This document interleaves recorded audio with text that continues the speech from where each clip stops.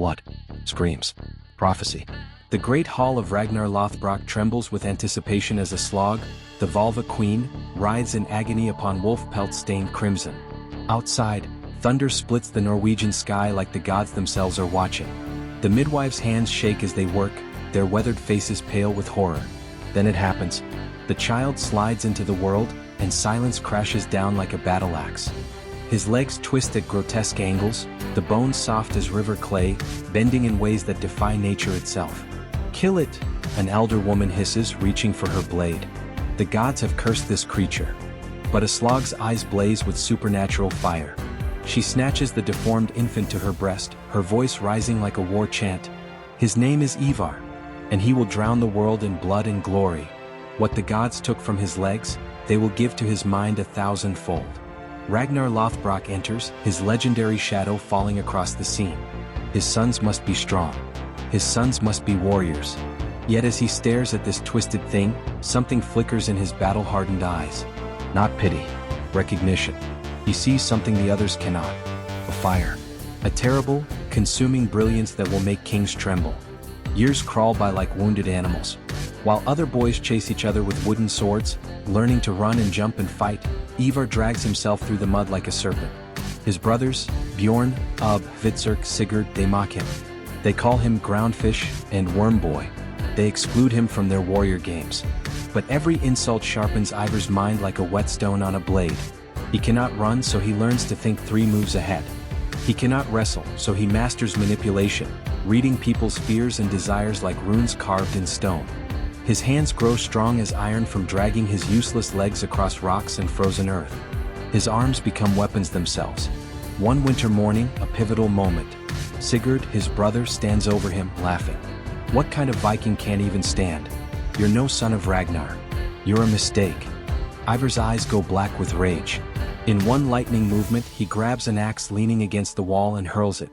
The blade whistles past Sigurd's ear, embedding deep into the wooden post behind him, exactly where Ivar intended. The laughter dies. "My legs don't work," Ivar growls, his voice cold as a glacier. "But my aim is perfect. Remember that, brother." From that day forward, the mockery becomes whispers. Fear has a new name. Innovation born from necessity. If Ivar cannot walk into battle, he will ride into legend. Under his precise instructions, the finest craftsmen in Kattegat construct something never seen before. A war chariot designed not for speed, but for terror. The frame is reinforced oak, bound with iron stronger than any shield. Massive wheels studded with spikes that can crush bone and splinter enemy shields. A platform where Ivar can stand, supported by leather straps, wielding weapons with the full force of his supernatural upper body strength. Shields mounted on the sides, carved with serpents and wolves. The horses that pull it are war beasts trained to trample and bite. But the true genius lies in the psychological warfare. When Viking raiders descend on coastal villages, they expect warriors on foot or horseback. Instead, they witness this mechanical monster thundering toward them, a demon strapped to a wheeled throne, screaming war cries that freeze blood in veins.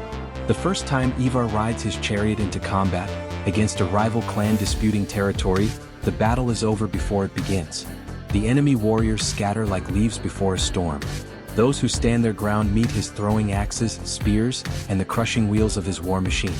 Victory. Total. Absolute. Word spreads across Scandinavia. The boneless one has learned to fly. 793 CE. The monastery at Lindisfarne burns. Christian monks scream prayers to a god who will not save them. Ragnar Lothbrok's raids on England begin a new era of Viking expansion. But it is what happens after Ragnar's death that will shake the foundations of the Christian world. 865 CE. News arrives like a death sentence across the North Sea. Ragnar Lothbrok has been executed. Thrown into a pit of venomous serpents by King Aella of Northumbria, the legendary raider dies singing war songs as poison courses through his veins. His final words echo across the water, "How the little pigs would grunt if they knew how the old boar suffers." The little pigs are coming. Ivar summons his brothers. Not for mourning but for vengeance. They gather warriors from across Scandinavia, Norway, Denmark, Sweden. Thousands upon thousands.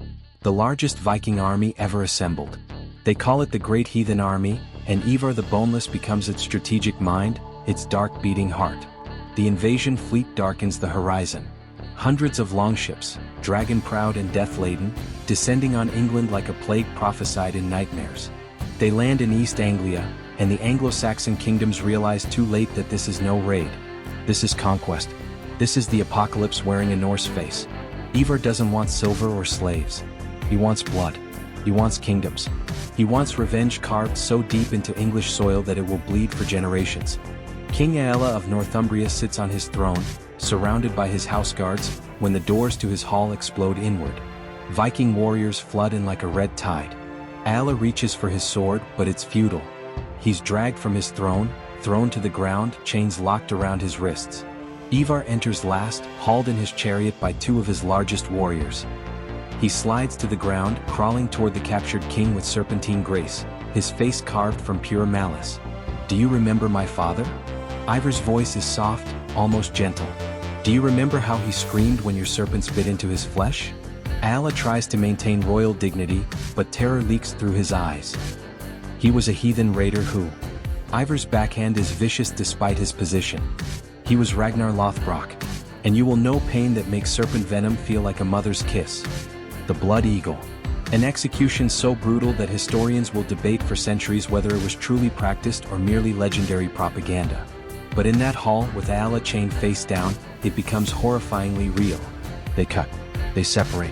They break. They pull ribs from spine like grotesque wings. Aella's screams echo through Northumbria, a message written in agony. The Viking gods demand blood, and Ivar delivers oceans. When it's finished, Ivar looks upon his work with satisfaction cold as winter death. "My father is avenged," he whispers. "But I am not finished with this island. Not even close." Northumbria falls, but Ivar's hunger only grows. York, Jorvik in the Norse tongue, stands as the jewel of northern England, a fortified city with stone walls and trained defenders. Traditional Viking tactics favor quick raids, not prolonged sieges. But Ivar the Boneless is not traditional. He studies Roman engineering texts stolen from monasteries. He consults with warriors who've traveled to Constantinople. He transforms Viking warfare from opportunistic raiding into calculated military science. The siege begins in autumn 866 CE. Ivar surrounds York with earthwork fortifications, cutting off supply lines. He builds siege towers from dismantled ships, battering rams wrapped in wet hides. While his brothers want to simply storm the walls, Ivar waits, calculating, patient as death itself. Hunger becomes his weapon. Disease his ally. Inside York, food runs out. Wells run dry. The defenders watch the Viking camp outside, organized like a Roman legion, disciplined in ways that defy their savage reputation. They've built a city of tents and fortifications, prepared to wait years if necessary. But Ivar's true genius shows when he identifies the weakest point, not in the walls but in the leadership. He sends captured prisoners back into the city with tales of Viking mercy toward those who surrender, tales of horrific torture for those who resist. He plants seeds of doubt, discord, division. When the walls finally fall, it's not through strength alone but through psychological collapse. The defenders will break before their fortifications. York becomes Jorvik, capital of Viking England, and Ivar becomes its first king. He sits in the same hall where Roman governors once ruled, where Anglo-Saxon kings held court, and he laughs. The boy who couldn't walk now sits on a throne that commands a kingdom. What the sagas don't fully capture is the revolutionary nature of Ivar's military thinking. While other Viking leaders rely on berserker fury and individual combat prowess, Ivar introduces concepts foreign to Norse warfare. Supply chain management, intelligence networks, psychological operations, strategic deception. Before attacking a kingdom, he sends traders to gather information: population sizes, harvest yields, internal political conflicts. He exploits Christian religious calendars, timing attacks during holy days when defenders are distracted by prayer. He studies his enemies' previous battles, learning their tactics, anticipating their moves. In one legendary encounter, Ivar faces a superior Saxon force near the river Humber. Traditional wisdom says retreat. Instead, Ivar divides his army into 3 hidden groups, leaving a small force visible as bait.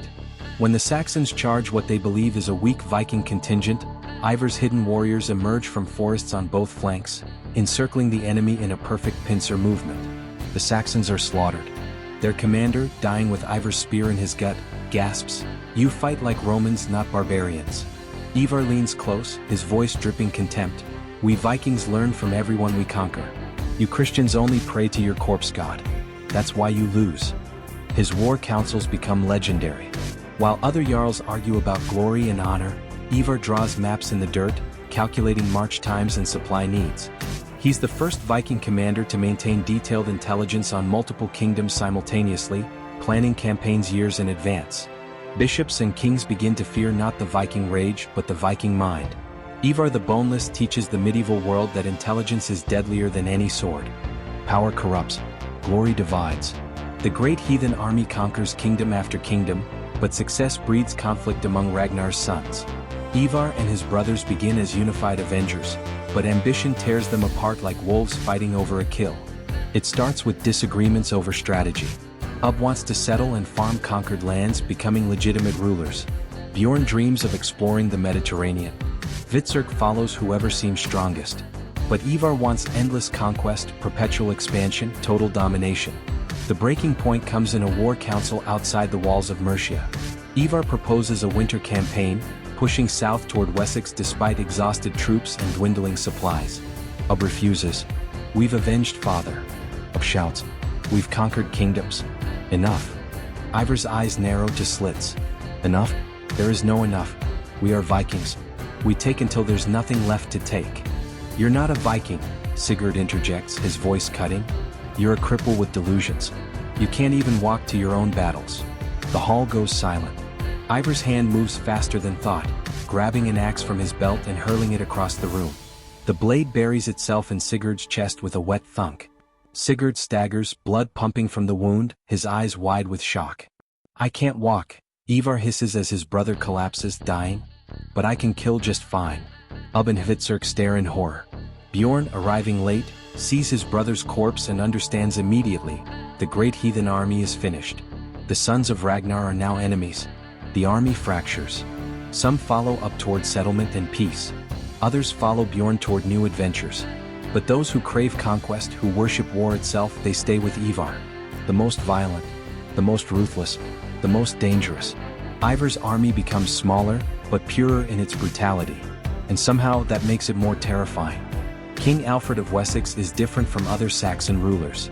Young, brilliant, deeply Christian but pragmatic, he understands that defeating the Vikings requires more than swords. He needs diplomacy, strategy, patience, qualities that mirror Ivar's own. A meeting is arranged under truce banners. Alfred and Ivar sit across from each other, two minds of equal calculation, separated by religion and culture but united in their understanding of power's true nature. Join me, Alfred proposes, his voice measured. Convert to Christianity. Accept baptism. I'll grant you lands, titles, legitimacy.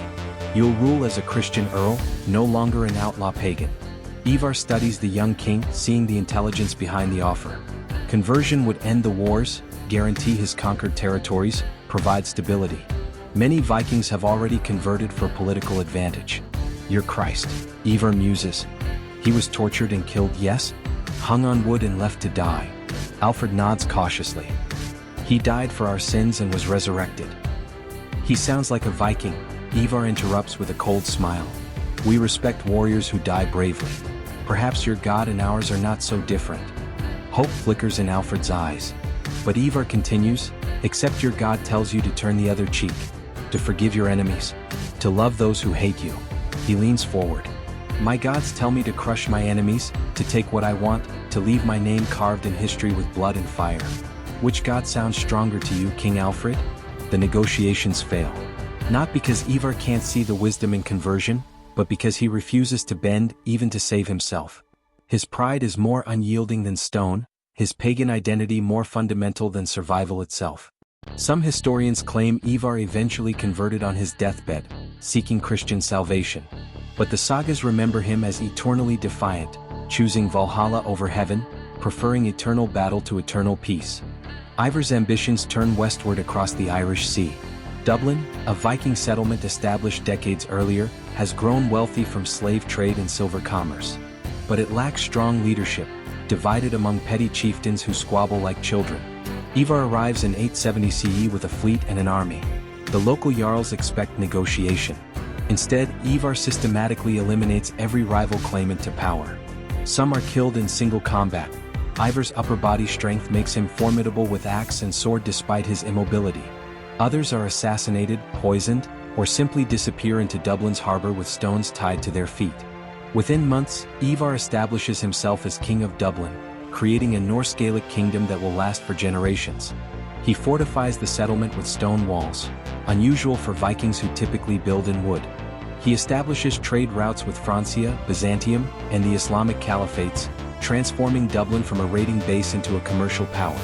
But commerce doesn't soften Ivar's edges.